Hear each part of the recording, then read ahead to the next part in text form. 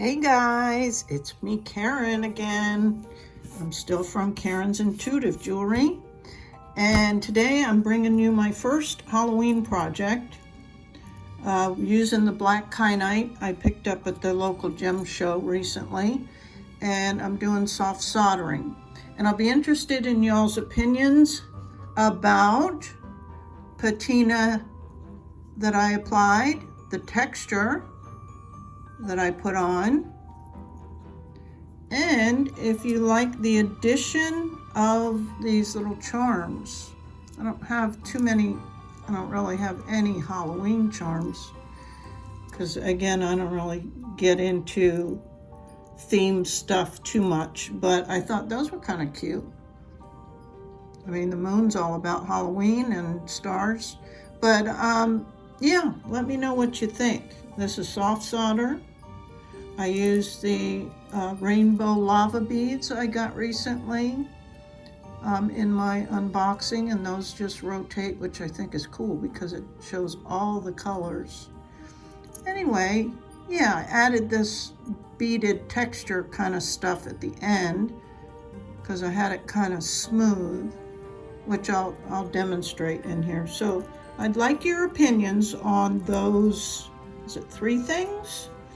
The charms, the patina, and the excessive texture. I like them all, but I'm not making it for me. Well, I would wear it for sure. Anyway, let me not ramble. Let me move on, and I'll do the demonstration now. First up, I'm gonna just share a little information. Usually I use silver gleam, but since most of these are gonna be patinaed, I'm just using what I started with originally, which is this sterling. Doesn't mean there's sterling silver in it. There's not any, but it's from Harris, and it's a lot less expensive. It's like half the price of silver gleam, because you'll look on Amazon, say, and they'll be similar in price, but what a lot of people are shocked when they get it is this is a 1 pound roll. This is 8 ounces, so you can see the difference, and you can for sure see the difference. There's like a 0.4% actual silver in silver gleam. That's what makes it silver gleam. But I'm not using that. I'm not using the expensive stuff because I'm putting a patina on it anyway. And then I'm using the liquid Flux. I have found that since I got the right soldering iron, this liquid Flux works great, and it doesn't produce those excessive fumes that you get when you use the paste Flux, which I'm really happy about because that stuff is nasty. And then the soldering iron I finally fell on. This is my 7th one, and I have a tutorial all about it. All that I went through and everything, but you can look for that in my playlist. So I'll be using this on about 700 degrees Fahrenheit.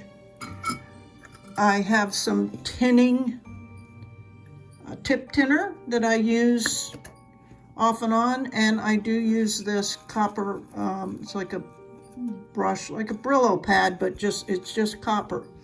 And we always start by cleaning our stone. Yes, even these that are really rough. I just took a Q-tip and did in the areas where I was going to be applying the copper. But always wash your hands first.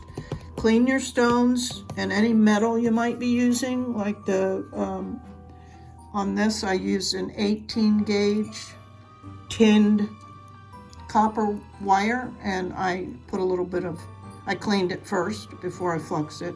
Anyway, it's always good practice to get into. And then what else? Oh, I got my little brush. I just dump a little bit of, literally a little bit, a capful of the Flux into a bowl. And these are those disposable brushes that I just cut down so they're stiffer. And then, what else? Oh, my trusty, nasty looking chain nose pliers. Some scissors to cut your copper foil tape, and I have a variety here. This is like 1/4 inch, which I rarely use unless it's on real small cabochons, like something like that. This one is a silver backed one, which I'm probably going to use because I'm running a little low on this. And this is a copper backed, meaning what's under here. See, that's copper. And it doesn't much matter. They also make it in black. And then this is a silver. The only time it does matter at all, and you can see it's a different width as well. And I don't know what they are. I'm not good with fractions. But the only time that it really matters to use a silverback is like when you have translucent stones. So I'm going to just cut off a piece of this. Anyway, supplies are done. Oh, and a little popsicle stick for burnishing.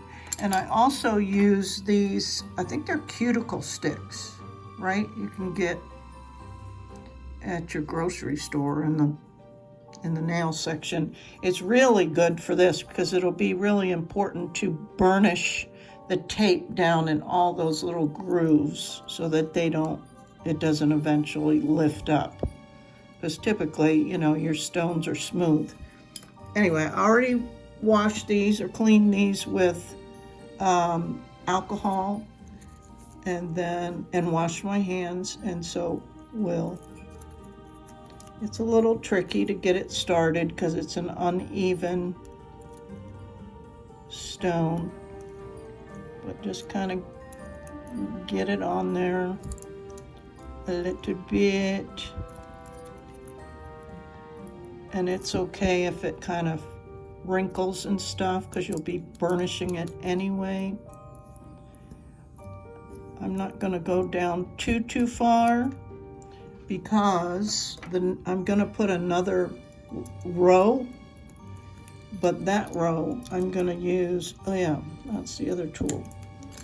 I'm going to use a pinking shear to create a zigzag.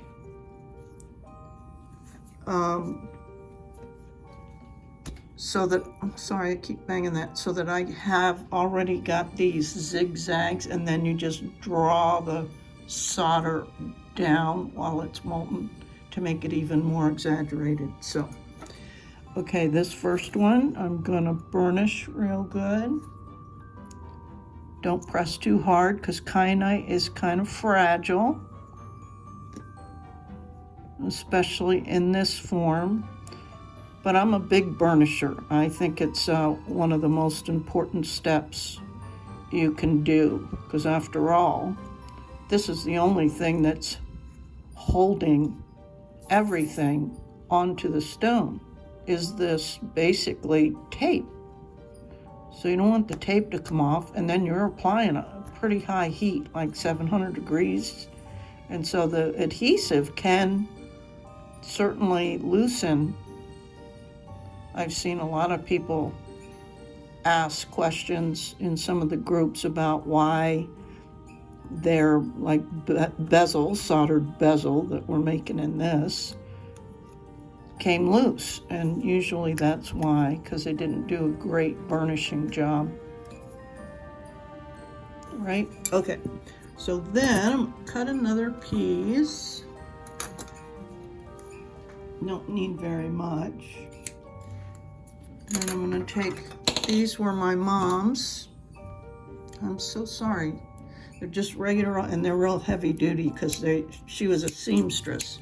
The other ones I bought 2 other pinking shears, one with a scalloped edge and one with a smaller zigzag that you can see in some of my other pieces. But this is super heavy duty. The other ones you can order online are not so much. And I want it as deep as I can get it, meaning the whole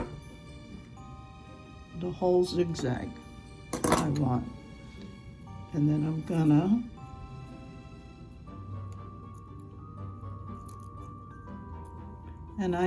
sometimes if it's a small piece of tape, I'll take the whole backing off, but usually it's better for me if I leave it on, because it'll roll on itself, and then you've got a big hot mess to deal with trying to get it undone, and you can end up wasting it. So let's see. Trying to make this kind of even. Press it as you go. Now I can take that off.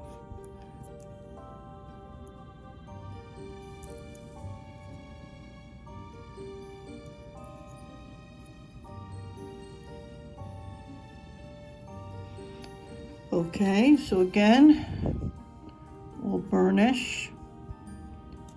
Oops, see, that lifted right away. And I think I'm gonna go ahead and cut that off, since I think that may end up giving me some problems. And I'm so sorry, I keep banging this. I used to film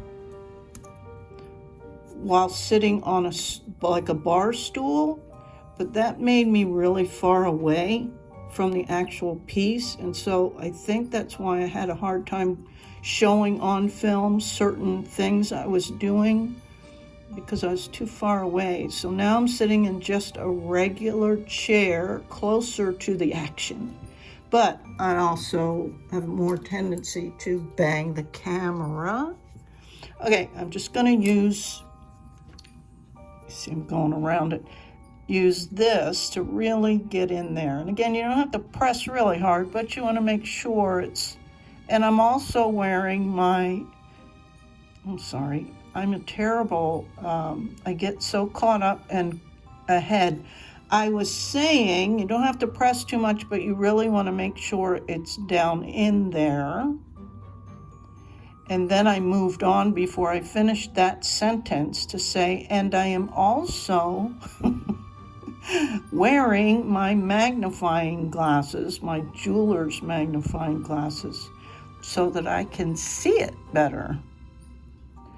Okay, so that looks pretty good. And definitely pay attention to your edges, because they can always just slightly sit up, and then when you drop that solder on there, it's gonna also sit up.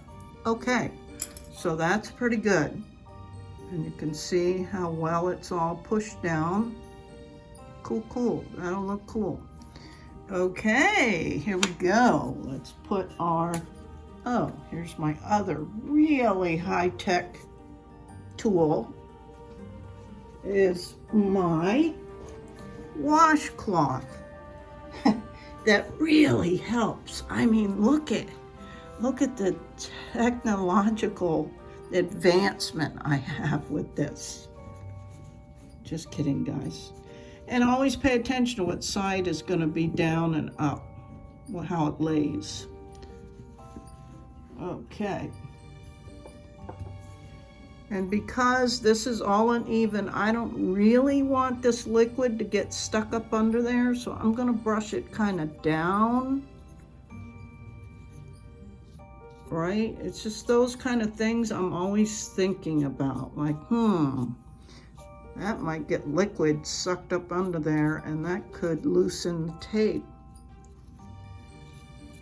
So I'll give it a minute.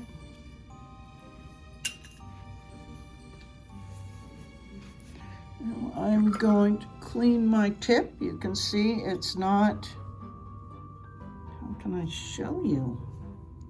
It's pretty dark because it's already oxidizing. Just give it a little brush in there.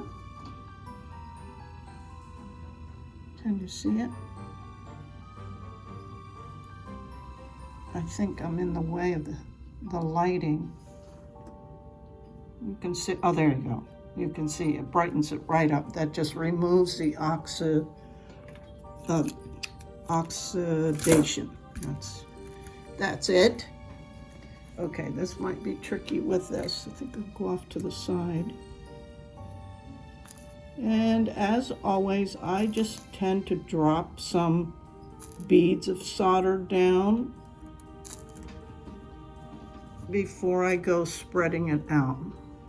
And I want this to kind of melt a little bit more because there's so many ridges and stuff. So I'll just hold that on there and just move this around some and just kind of drag it where I want it to go.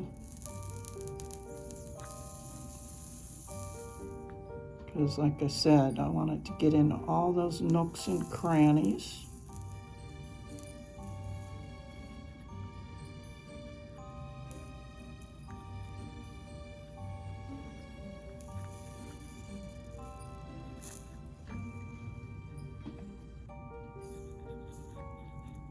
So I'm going to continue, because I'm just realizing now that in order for me to put my soldering iron back in its holder, I have to reach way over here, and more than likely I'll bang the camera. Let me get some of this stuff away. All right, I'm going to continue. I'll be back. Now that I got that all done, I'm just going to set this aside for a moment and get out my wire, because I really liked how this turned out. It was pretty easy just to feed the bead on.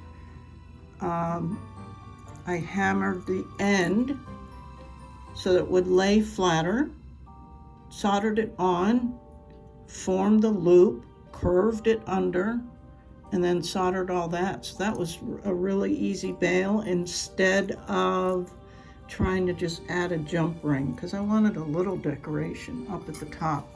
So this is 16 gauge tinned copper wire that I got on Amazon, but these people, wirejewelry.com, has their own website, but you're going to pay shipping, and if you're only ordering 1 or 2 items, it's kind of not worth it. So I always kind of check that. I'll go on a site and it might be a little cheaper until I add the shipping, and then I compare it to Amazon that I get free shipping, and I'm like, it's about the same, and I'm getting other stuff on Amazon too. But I'm not really promoting Amazon because I know they take jobs away and all that, whatever. But for me, it works. Now the trick here was seeing if the bead would automatically fit on this wire. Let me start with a clean end. And the last one did not, and I had to ream it. So this one does not. So you can get these little tools that are bead reamers. And I don't know how good this one is. I don't even remember where I got it or anything, because it's only the tip of it that's kind of rough. And I think it's almost smooth now, because I've used it, I've had it for years. But that's what you would do, is use a bead reamer. And then what I ended up finding in my Dremel tools were these diamond tipped different drill bits. So because it's still got the coating on it, so I used that. And you just have to play with it a little bit until you get it to fit. You don't want to break a bead. Even though these are lava rock, they could still break. So let's see. See, like I'm this close now, I can actually see it. Okay, it's close, but I still need, oh, there we go. Cool. And then so, whoops, ruh-roh. I got it on. Okay, there. Let me straighten this just a little bit for the bead. And I'm only gonna cut off, oh, what is this? 2 inches, about 2 inches is all we needed.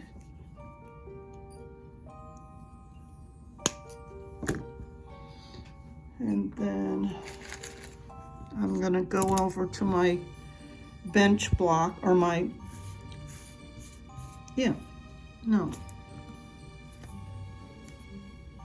You know, the metal block. I think it's the bench block. Yes, sorry. A little dingbat today. And flatten this end so that I can solder this where it'll be nice and it won't be a big lump there, okay? Okay, so I hammered that, not completely flat, but flat enough. You can see the difference on both sides, and that's round. And now I'm going to use my third arm, third hand, whatever they're called.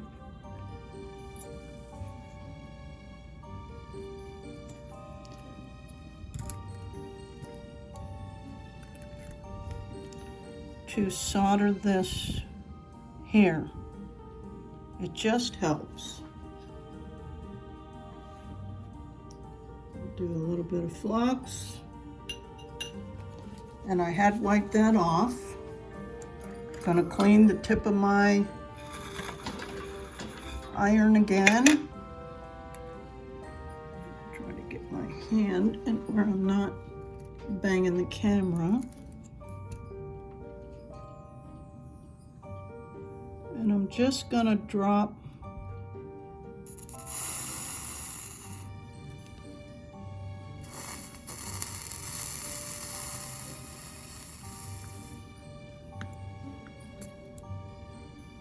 the solder on here.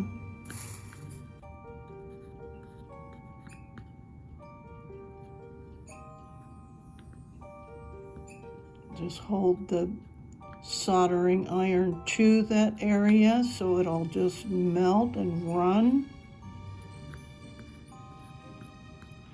Now I can pick the piece up and hold it.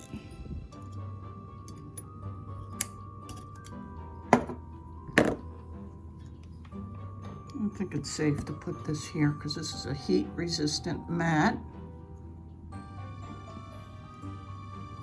It's not a great habit to get into, but you see I'm already banging the camera. Okay. I'm going to go ahead and get this attached real well in all areas before I go and form it.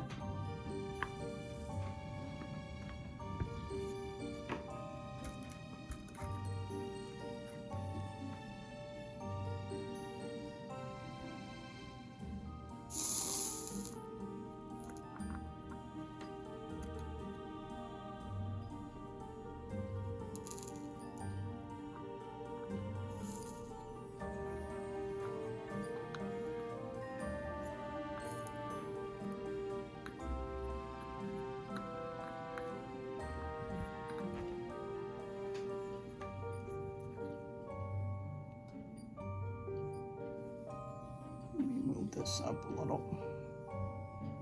Give me a little bit more room, and I think you guys will be able to see okay.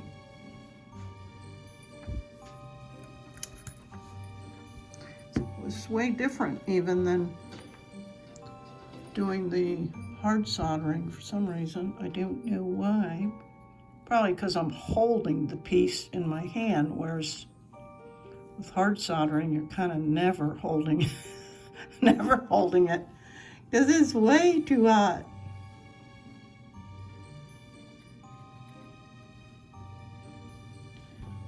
Drop a piece in the front here.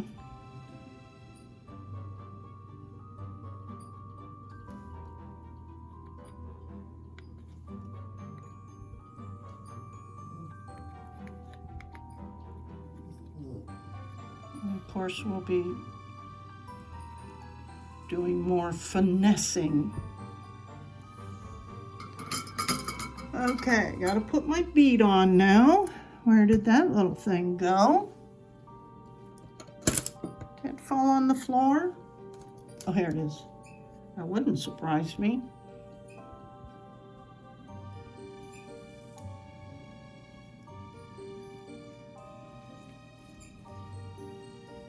Okay.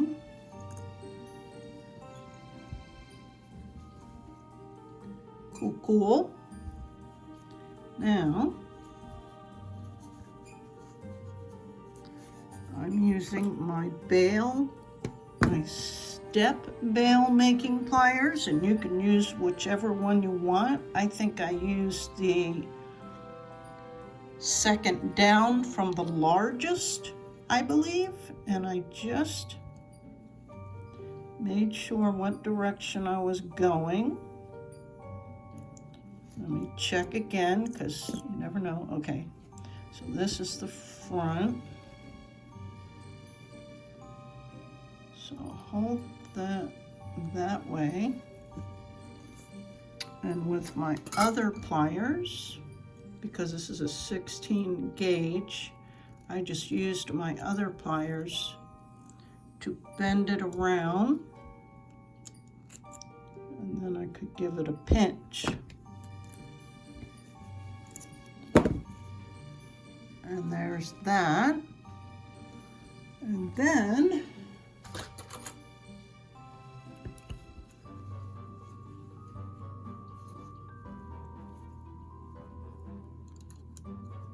yeah, I want that to be able to move.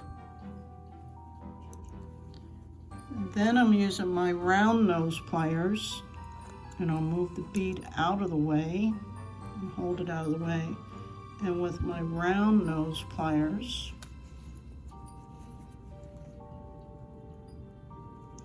I'm just going to turn that in to where it touches.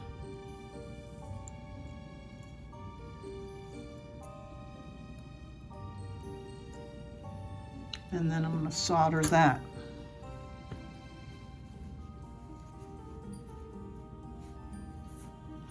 But I don't want to get solder on that bead. Am I out of? Sorry about that.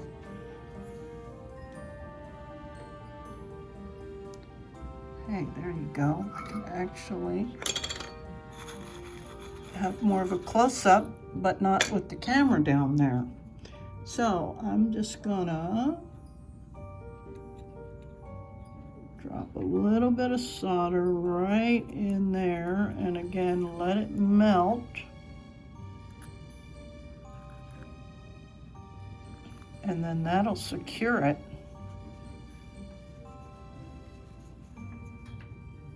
Right? Can you see?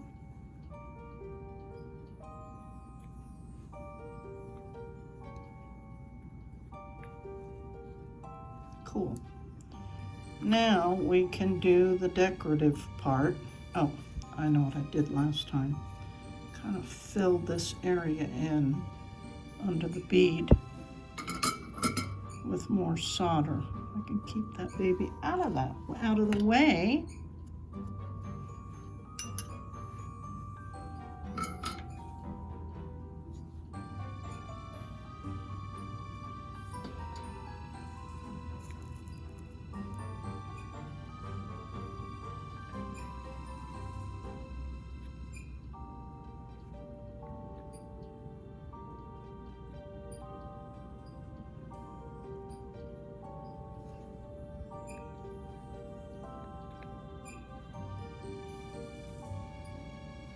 All right, cool.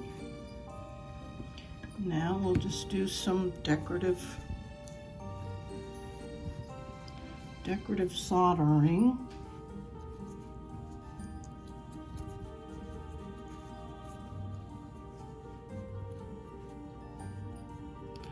Always applying flux, making sure your tip is good and shiny, because believe it or not, within minutes it's starting to oxidize. That's just the nature of the beast. So now I'm just gonna kind of even all this out.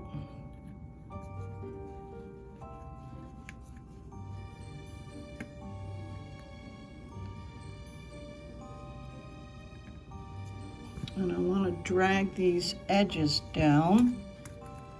Let me zoom out just a tad. And I'll show you. Got to be kind of patient with this. And just kind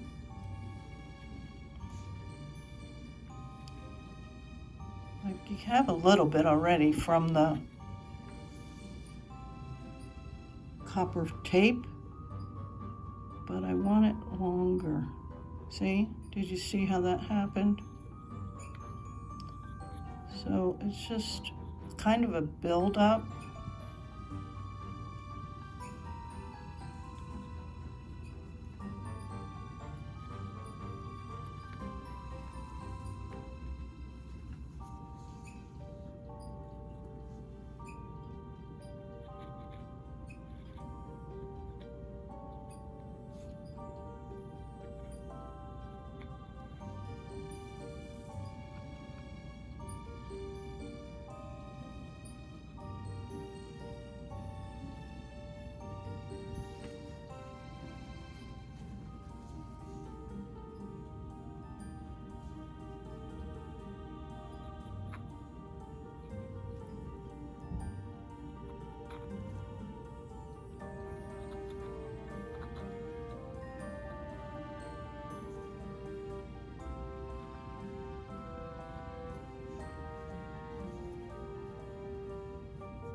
All right, that's pretty good. Now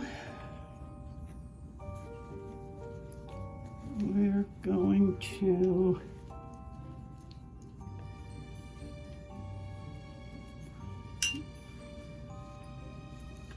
see about putting some texture on here.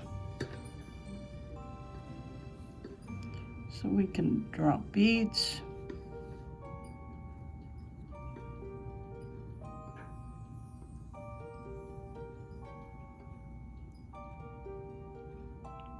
And these are all coming out with a little point because there's not enough flux. There you go. The flux kind of makes it more rounded. And I don't really get all of that to be able to explain it to you. And sometimes you might note that after you put some beads on and you go to polish or wash it, they come off. So I always double check by doing one of these before I get to that stage, because I don't want it to come off and then after it's all clean kind of thing. So you can see these couple have peaks on them. And I don't really want the peaks. Let's see if I can show you. You see the peaks? Don't really want the peak. Although that would be cool for Halloween, it would maybe be bothersome on your neck. But did you see I put Flux on and then redid this and it made it round? So that's how you fix that. Okay. Let's just do, I'm gonna do some more and I'll be back. And basically, that's it. It's that easy.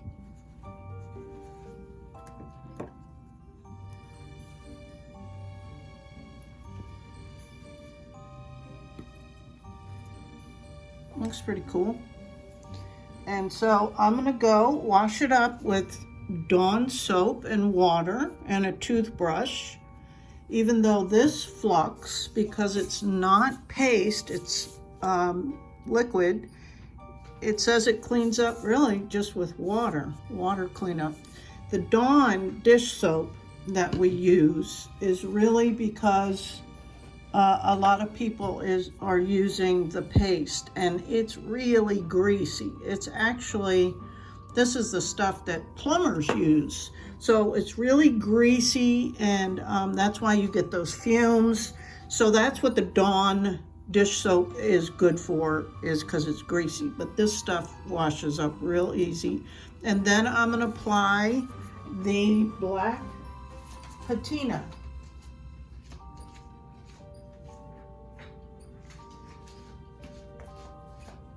Sorry, I had to go grab it. Because unlike the liver of sulfur that you use in copper or sterling silver, this is only for lead-free solder. And you don't have to mix it up. There's no pickle pot, there's nothing. I pour a capful in a little other container because I don't want to cross-contaminate. Use a little brush if I don't want to submerge it, but there are some pieces that you can totally submerge. But I didn't want to do that because this is a fragile stone for one, and I don't think it likes a lot of liquid. So I just used a little paintbrush and just did the areas I wanted and washed it off again, dried it, and then highlighted it with some wet dry sandpaper. Or you can use a brass brush or whatever to get the effect that you want. So I'm gonna go clean it, patina it, dry it off, and be back. All cleaned up, and you can see kind of it's a dull, like a pewter almost, but so I put a little bit of this Flux polish on it, and I just wanted to show you the difference. So this is after applying it and then buffing it, so I'll show you. So it's dull here, but if you just buff it a little bit,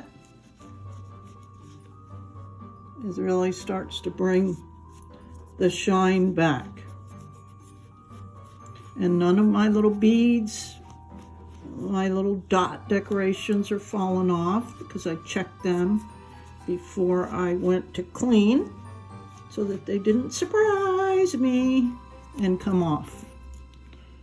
And not saying that they won't still, but at least I kind of double check them, and by doing this kind of movement is just all you need to do.